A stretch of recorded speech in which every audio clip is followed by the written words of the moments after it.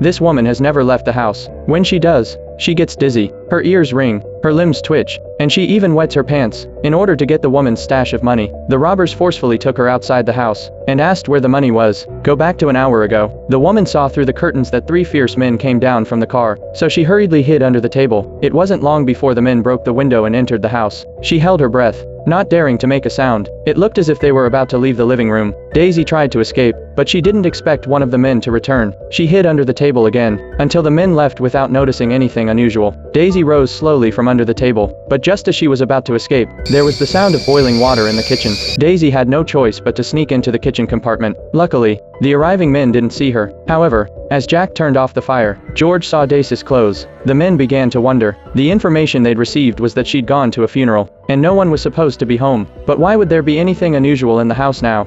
So they started to search the house separately. Jack, who was stuck in the kitchen, noticed a cubicle. He reaches in. Daisy had disappeared from the cubicle. By now, she had already made her way to the bedroom on the 2nd floor. Taking advantage of her familiarity with the terrain, George had heard the commotion and was on his way. Daisy's heart trembled. She didn't know what to do. When George pushed open the door and entered, only to find it empty, until he went further into the room, he discovered that there was a utility room, and Daisy was hiding in the corner. George was rummaging around in the utility room. Daisy was too nervous to move, and she was about to be discovered, so she started to run. She ran like crazy, and she was the first to make it to the hall, but just as she stepped outside, she stopped. There was fear in her eyes. The men who were coming after her were puzzled. She had a chance to escape, but stopped where she was. Jack rushed to close the door. Although he didn't know why Daisy had stopped, he knew that the most important thing was to find the money. Jack anxiously asked where the money was, but Daisy remained silent. In desperation, Jack decides to look for it himself. George wondered why Daisy was afraid to go out, so he brought Daisy to the door. However,